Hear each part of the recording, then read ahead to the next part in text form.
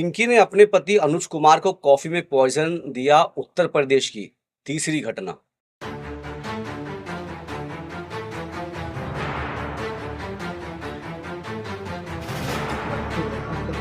आपका नाम?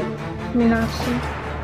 एक्चुअली अनुज की शादी कब हुई थी और किससे हुई थी? अभी इतना तो वो नहीं बता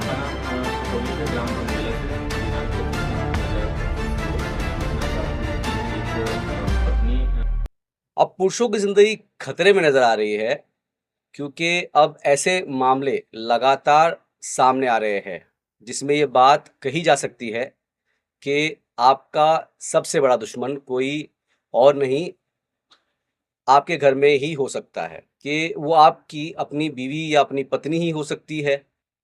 लेकिन मैं सभी महिलाओं की बात नहीं कर रहा हूँ, लेकिन कुछ महिलाएं जिनकी वजह से ये सवाल लगातार उठता हुआ नजर आ रहा है। उत्तर प्रदेश से लगातार पत्नी द्वारा अपने पति की जान लेने की घटना सामने आ रही है। पहले मुस्कान रस्तोगी और साहिल शुक्ला का मामला, जहां पत्नी मुस्कान रस्तोगी ने अपने आशिक साहिल शुक्ला के साथ मिलकर अपने पति सौरभ राजपूत, जो कि नेवी ऑफिसर था, उसका मर्डर कर दिया। फिर उसकी लाश के 4 टुकड़े करके एक ड्रम में छुपा दिया। दूसरा मामला वो भी उत्तर प्रदेश से सामने आया कि प्रगति यादव की शादी दिलीप यादव से हुई थी और 14 दिन में ही प्रगति यादव ने उसके आशिक अनुराग के साथ मिलकर अपने पति दिलीप यादव को मारने की प्लान बनाया और फिर उसको मौत के घाट उतार दिया। अब वहीं तीसरा मामला मुजफ्फरनगर के खटौली का, जो कि उत्तर प्रदेश में आता है, वहां से सामने आया है, जहां पर पिंकी ने अपने पति अनुज को कॉफी में जहर दे दिया। तीनों मामलों में एक्स्ट्रा मैरिटल अफेयर का मामला सामने आ रहा है। पहले मामले में मुस्कान रस्तोगी का अफेयर साहिल शुक्ला से चल रहा था। फिर दूसरे मामले में, जो यूपी के ही मामला है, दूसरे मामले में प्रगति यादव का अफेयर अनुराग के साथ चल रहा था और एक्स्ट्रा मैरिटल अफेयर के चलते दोनों ने ही अपने अपने पति को जो है जान से मार दिया, यानी कि उनका मर्डर कर दिया। लेकिन दोनों की प्लानिंग जो थी वो अलग अलग थी। दरअसल अनुज कुमार की बहन, जो जिसका नाम मीनाक्षी है, उसने बताया कि अनुज की जो वाइफ है पिंकी, उसका चक्कर अपने ताऊ की लड़की के लड़के के साथ चल रहा था और शादी के करीब 1-2 महीने बाद ही अनुज और जो उसकी वाइफ थी पिंकी, उन दोनों के बीच में जो है लगातार नोकझोंक बनी हुई थी और नोकझोंक चल रही थी। तो इस बीच अनुज कुमार ने अपनी पत्नी पिंकी को उसके माता पिता के घर छोड़ दिया। फिर उसके बाद में जो है अनुज कुमार पर महिला आश्रम के द्वारा पिंकी जो है केस करती है और फिर कहीं ना कहीं जो महिला आश्रम है वो दोनों को समझा करके के मामले को रफा दफा करती है और अनुज कुमार के साथ जो है पिंकी को वापस उसके साथ रवाना करती है। अब पिंकी कहाँ मानती थी। पिंकी ने 25 मार्च को जब अनुज कुमार अपने घर आता है तो पिंकी जो है कॉफ़ी में पॉइजन डाल करके जो है अनुज कुमार को पिला देती है। उसके बाद अनुज कुमार की तबीयत बिगड़ जाती है, जहाँ पे आनंद फानंद में उसको वहाँ कर जो अस्पताल है उस अस्पताल में उसको आईसीयू में भर्ती किया जाता है। तो इस मामले पे जो राम आशीष यादव जो डीएसपी है उस इलाके के, वहाँ से उन्होंने उनका एक स्टेटमेंट जारी किया है। उसके अलावा जो मीनाक्षी जो है उसकी जो बहन है उसने भी मीडिया कर्मी से बात की। तो क्या कुछ उन दोनों ने इस पूरे मामले पे कहा है, देखिए इस वीडियो में। थाना खतौली पे ग्राम भंगेला से दिनांक 25 मार्च 2025 को एक सूचना प्राप्त हुई कि एक पत्नी सन्नो उर्फ पिंकी द्वारा अपने पति अनुज कुमार को कॉफी में मिलाकर ये जहर दे दिया गया है। इस सूचना पर तत्काल पुलिस मौके पे पहुंची। जो मजरूब है उसको हॉस्पिटल भर्ती कराया गया, जहां पे उसका इलाज चल रहा है। इसमें पीड़ित अनुज कुमार के परिजनों द्वारा दी गई तहरीर के आधार पर सुसंगत धाराओं में अभियोग पंजीकृत किया जा चुका है। अग्रिम विधिक कार्रवाई अमल में ली जा रही है। आपका नाम? मीनाक्षी। एक्चुअली अनुज की शादी कब हुई थी और किससे हुई थी? अभी इतना तो वो नहीं बता पाऊंगी, पर 2 साल हो चुके हैं। सन्ना नाम की लड़की है, उससे शादी हुई थी इसकी, अनुज की। कहाँ से हुई थी, कहाँ की रहने वाले सना? ये उसकी थी फरक नगर की, फरक नगर गाजीपुर। अब शादी के बाद किस तरह का इनमें आपस में हुआ था? इनका रहता तो देखो आपस में ही था, लेकिन भैया हमें बताने था डिश में रहता था, मतलब कि चलो घर नहीं पता चले। फिर इनके दोनों का आपस का ही रहता था इसी बात के ऊपर कि ये लड़की थोड़ा गलत है, इसलिए। शादी कितने दिन बाद विवाह शुरू हो गया था? जी, कितने दिन बाद विवाह शुरू हो गया था? शादी से कितने दिन बाद विवाह? शादी के वही समझ लो 1-2 महीने बाद शुरू हो गया था इनका, मतलब जब भाई को पता चला था क्या पता चला था कि इसका चक्कर है, इसकी जो ताऊ की लड़की है उसके लड़के के साथ।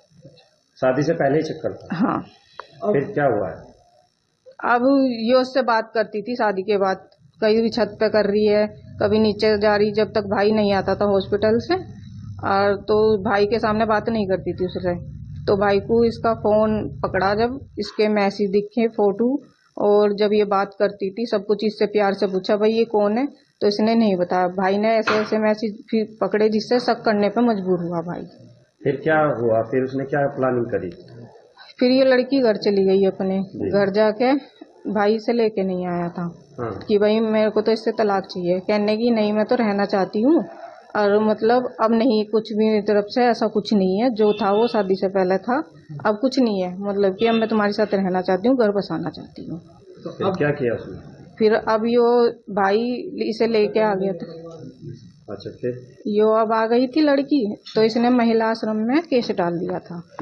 तो महिला आश्रम में केस डाल दिया था, तो उन्होंने इसको 1 महीने के लिए यहाँ पे भेजा था घर पे, भाई से लेके नहीं आ रहा था।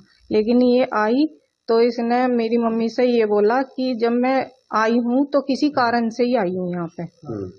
मम्मी बोली ऐसा क्या कारण है भाई जो जिसे तू आई? इन्होंने कहा वो तो वक्त बताएगा।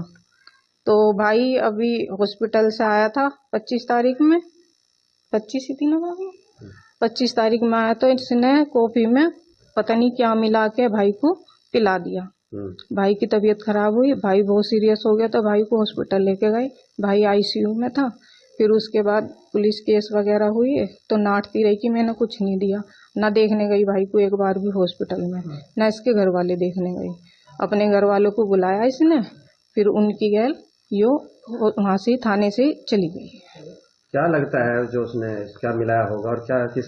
अब वो तो देखो उसे ही पता होगा, क्योंकि हम उस टाइम पे यहाँ पे नहीं थे। मेरे पास भी फोन गया था 11:30 बजे, मैं भी नन्नगरी दिल्ली में रहती हूँ, वहाँ से मैं आई हूँ, मुझे भी नहीं पता क्या मिलाया क्या नहीं, वो तो उसे ही पता होगा। अभी तो बच्चा है? नहीं। डॉक्टर क्या कहते हैं, क्या मिलाया? डॉक्टर तो वही कह रहे हैं कि कुछ मिला के दिया है, जो मच्छर वाली दवाई होती है वो मिला के पियाई है।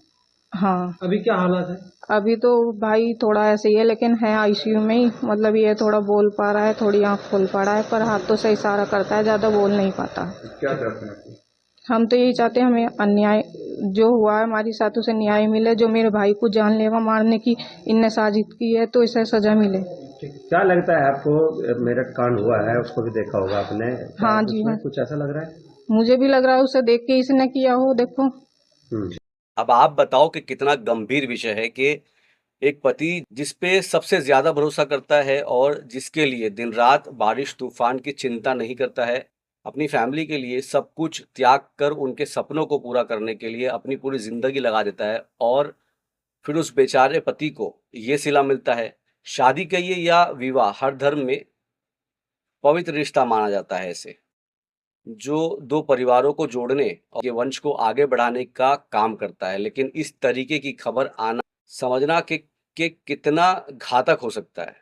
आप यूँ समझिए कि शादी वो स्कूटर है जिसमें 2 पहिए हैं, और अगर एक भी पहिया पंचर हो गया तो जिस स्कूटी पे आप सफ़र कर रहे हैं वो अपनी मंजिल तक नहीं पहुंच सकती।